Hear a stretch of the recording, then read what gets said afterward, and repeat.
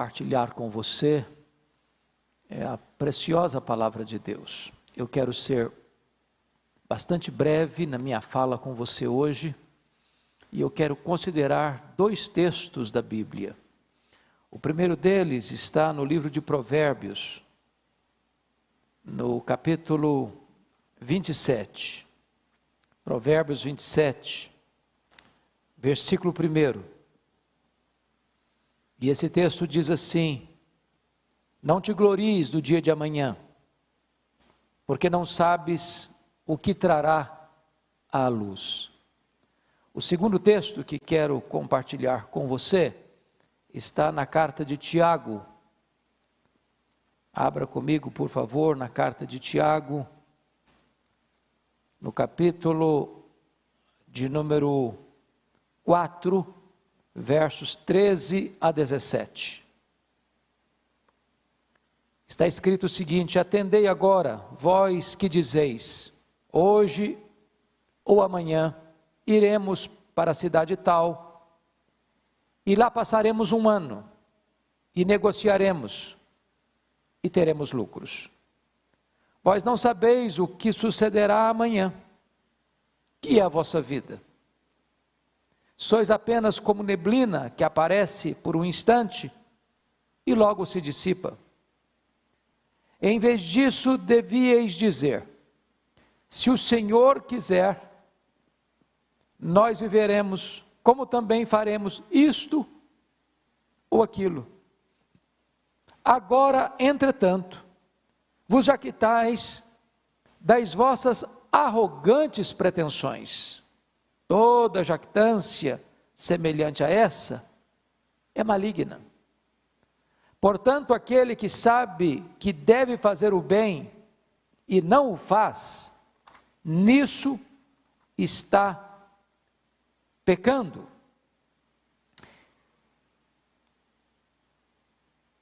Eu estou absolutamente seguro de uma coisa: você e eu, quando começamos o ano, fizemos o nosso planejamento para este ano.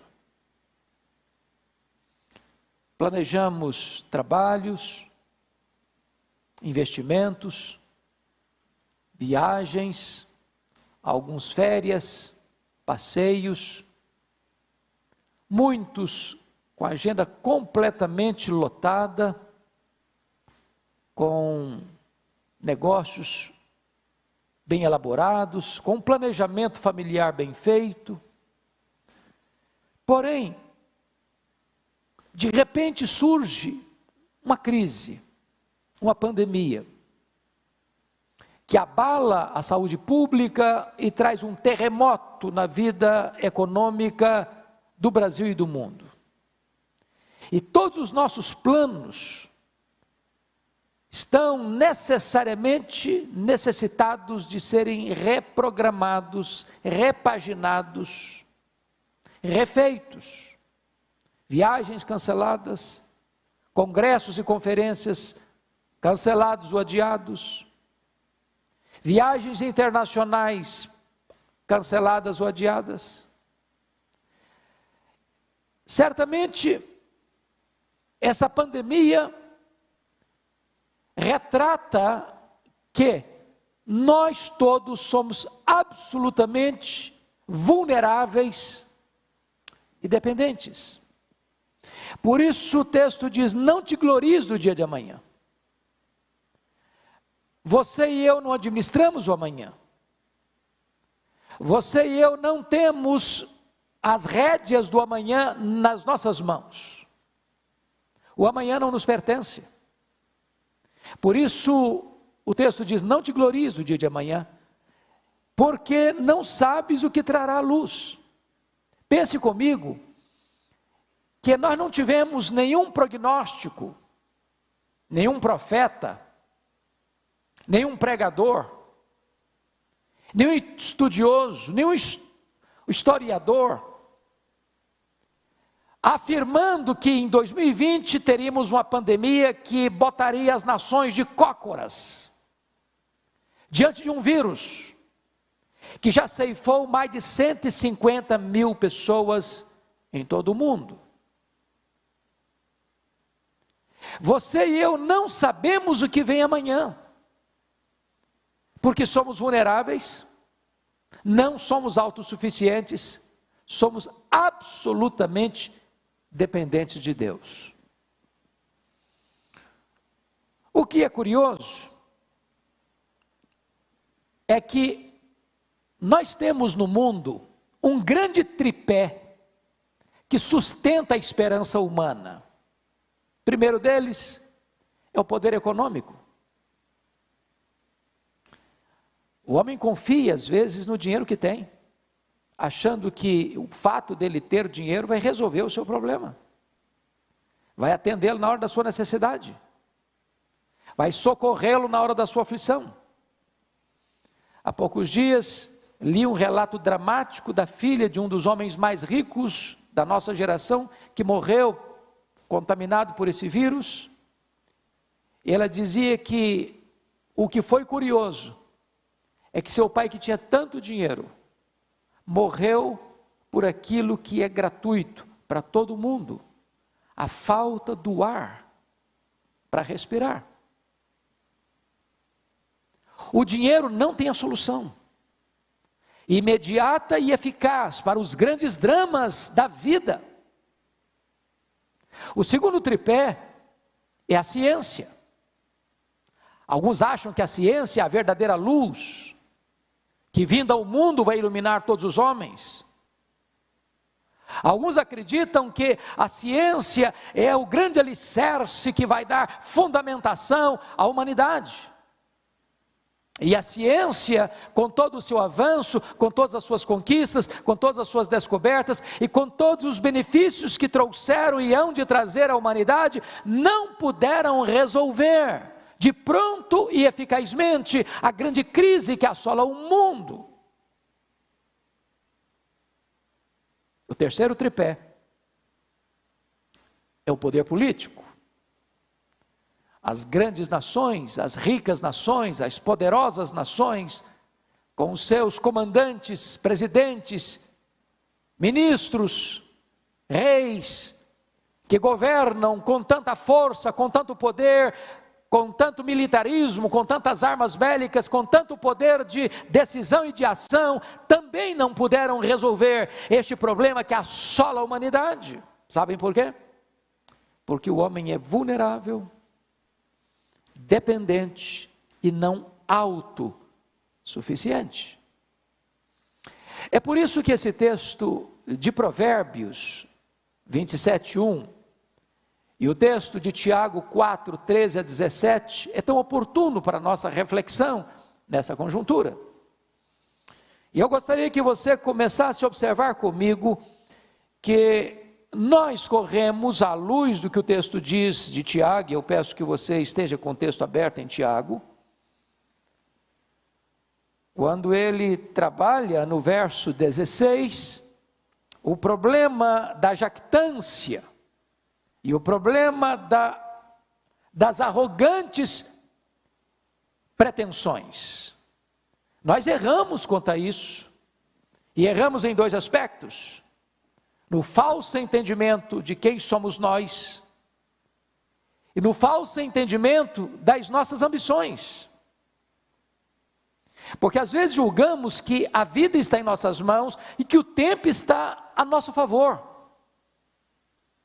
Achamos que nós estamos no controle. Nós vivemos numa geração humanista. Nós vivemos numa geração que põe o homem no centro, que idolatra o homem. Esta é o antropocentrismo idolátrico, onde o homem se vê no centro do universo e tudo gira em torno dele, por ele e para ele, e ele é o grande supremo comandante, e basta o arauto de um vírus que você não pode ver a olho nu, para botar todos esses valores por água abaixo.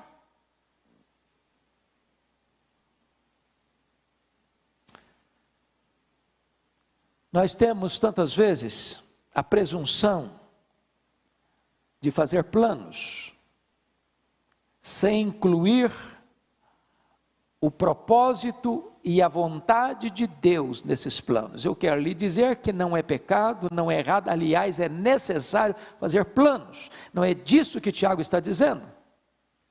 O que Tiago está aqui denunciando, e nós precisamos refletir sobre isso nessa hora, não é fazer planos. É fazer planos sem incluir a vontade boa, agradável e perfeita vontade de Deus. É fazer planos sem Deus. É achar que você é o timoneiro da sua alma, que você é capitão das suas decisões, que você é quem tem as rédeas nas mãos, que você faz, que você viaja, que você compra, que você vende, que você tem lucros, que você vai e permanece tanto tempo aqui, ali, acolá, de acordo com o seu querer e com a sua vontade, pois a sua vida e o seu tempo não estão nas suas mãos, estão nas mãos de Deus. Então, veja comigo que nós podemos ter à luz do versículo 16, uma pretensão em 3 áreas. A pretensão do tempo, hoje ou amanhã. Veja comigo, versículo 13, hoje ou amanhã. Essa é a pretensão do tempo. Tanto hoje quanto amanhã, a pessoa pensa que está na mão dele. Amanhã eu vou fazer isso, amanhã eu vou viajar, amanhã eu vou comprar, amanhã eu vou vender, amanhã eu vou ter lucro. Calma, ponha Deus nisso. Porque você nem sabe se estará vivo amanhã. A sua vida não lhe pertence. Você não administra o seu futuro. Segundo, pretensão com respeito às escolhas. Iremos, passaremos. Essa é a questão da decisão. Eu vou fazer essa escolha. É o que o texto diz, nós iremos para a cidade tal. E nós passaremos lá 1 ano. Nós temos um plano, nós temos um projeto. Nós temos todo um estudo de caso, onde nós vamos fazer, conforme o nosso querer, conforme a nossa vontade, porque nós tomamos decisões e realizamos as nossas ações, e somos soberanos nisso. Essa é a vã pretensão, que Tiago chama de pretensão arrogante, e ele chama de jactância maligna, porque exclui Deus, mas também as pretensões, elas podem tocar na área das habilidades. Veja você, no versículo 13 ainda, diz que nós negociaremos e nós teremos lucros. É o homem que toma a decisão, é o homem que acha que vai acontecer, vai fazer, vai ter resultado, vai ter lucro, porque ele é quem planejou isso. E veja você, que o arauto chamado Covid-19 é suficientemente forte para colocar todas essas arrogantes pretensões e jactâncias malignas ao chão, e tirar toda essa altivez do homem, esvaziar sua bola, e mostrar para ele que ele é vulnerável, dependente, e não autossuficiente. Pois bem, como nós podemos nos proteger dessas vãs pretensões, dessas arrogantes pretensões? Ou presunção? Primeiramente, eu acho que nós precisamos reconhecer e ter consciência da nossa ignorância.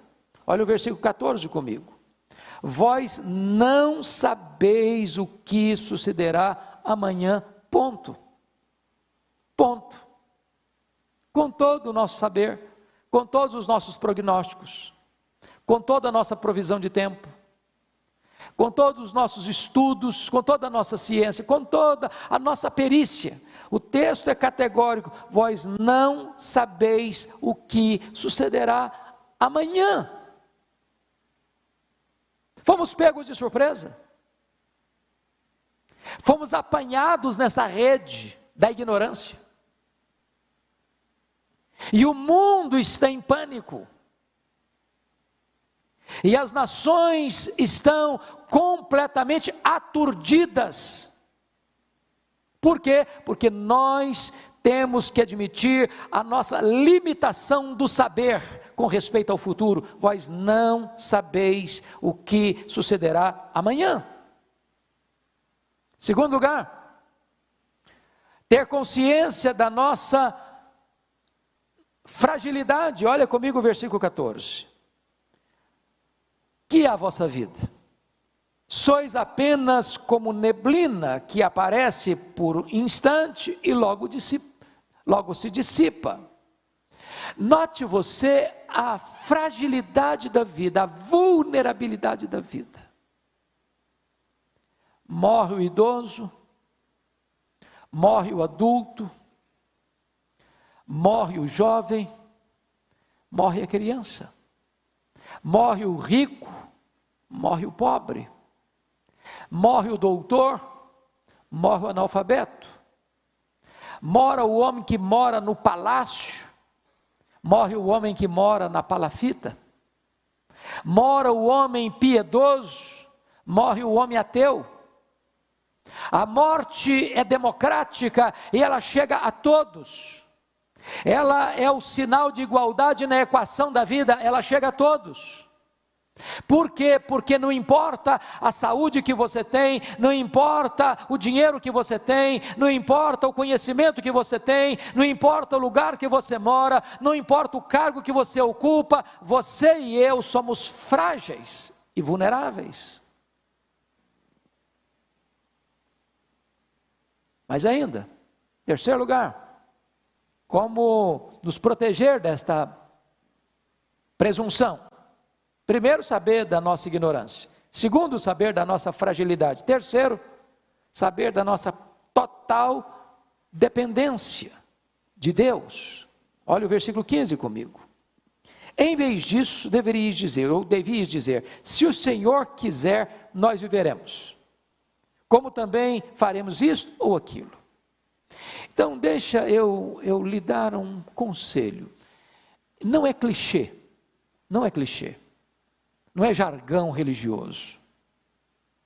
Nós, se não temos este hábito santo, bíblico, correto, devíamos começar a ter, usar esta expressão, se Deus quiser, ou se Deus permitir, eu irei, eu pregarei, eu viajarei, eu negociarei, eu passarei tanto tempo na cidade tal, eu terei lucros, eu casarei, eu trabalharei. Se Deus quiser, se Deus permitir. Nessa conjuntura social, onde o nome de Deus tem sido banido da imprensa tantas vezes, da mídia tantas vezes, das cortes tantas vezes, do parlamento tantas vezes, dos palácios tantas vezes, das universidades tantas vezes, das escolas tantas vezes, do teatro tantas vezes, da literatura tantas vezes, é necessário reinserir a realidade de Deus, porque nós somos dependentes. Se Ele não quiser, não viveremos. Se Ele não quiser, não faremos. Se Ele não quiser, não viajaremos. Se Ele não quiser, não teremos trabalho. Se Ele não quiser, não teremos lucros. É dele que vem o nosso sustento e dele que vem totalmente a nossa proteção e cuidado para viver, para fazer e para acontecer. Se Ele não quiser, nada disso vai acontecer.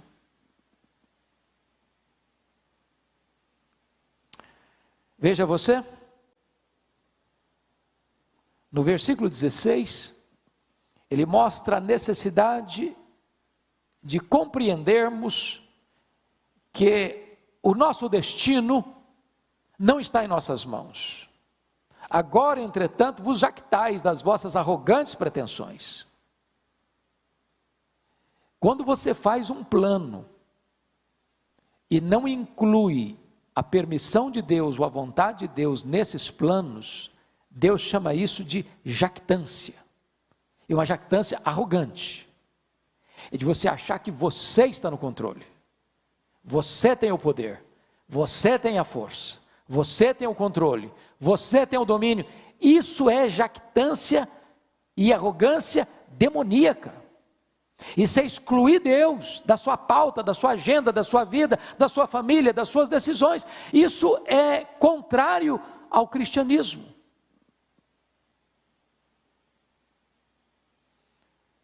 Mas veja você, que no verso 17, ele estabelece algo interessante. Portanto, aquele que sabe que deve fazer o bem e não o faz, nisso está pecando. Diante da vulnerabilidade da vida, diante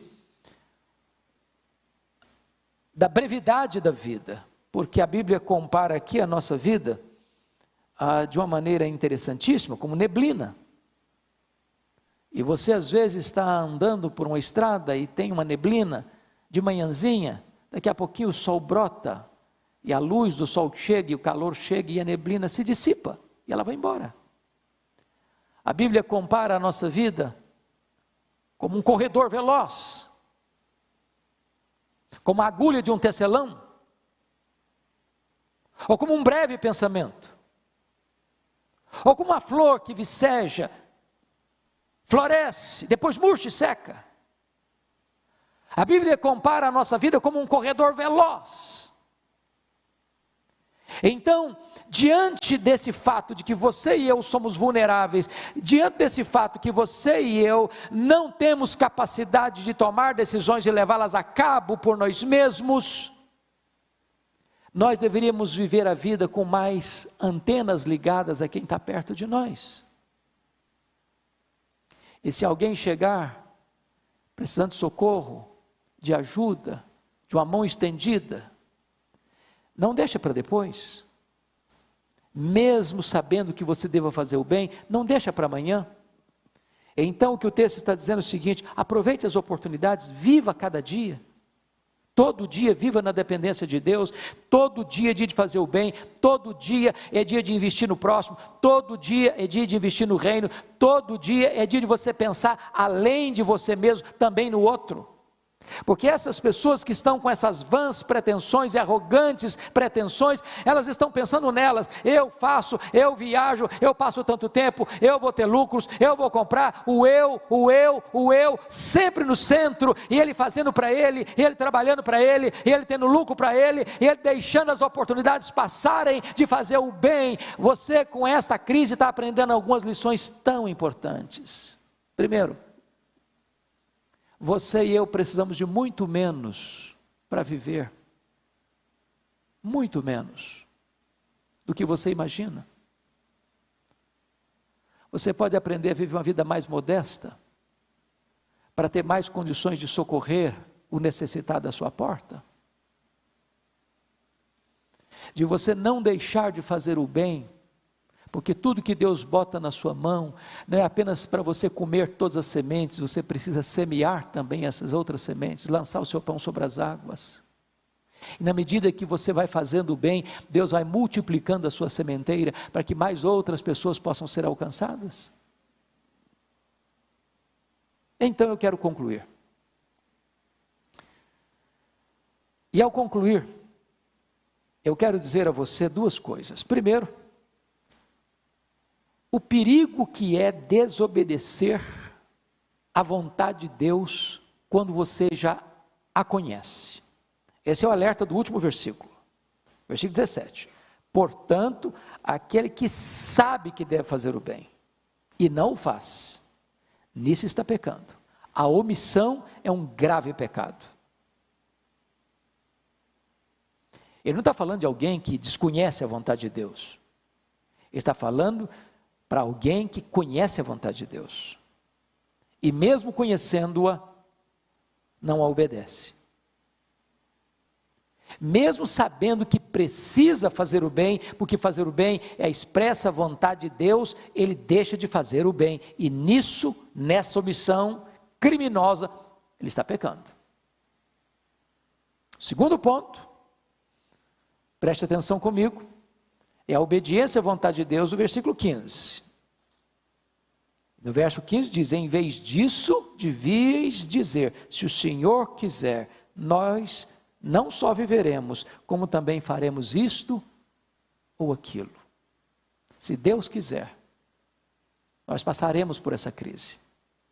Se Deus quiser, o Brasil se recupera economicamente. Se Deus quiser, os nossos empresários não vão quebrar e vão se recuperar. Se Deus quiser, os nossos empregados vão continuar trabalhando e botando pão sobre a sua mesa. Se Deus quiser, Deus há de proteger você e a sua família. Se Deus quiser, as nações vão ser poupadas desta grande pandemia e dessa grande calamidade. Se Deus quiser, nós viveremos.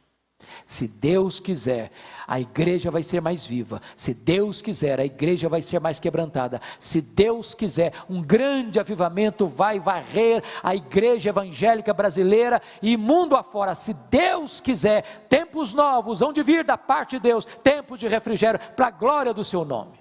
Se Deus quiser, Deus está no trono e nós somos totalmente dependentes dele. Que Deus abençoe.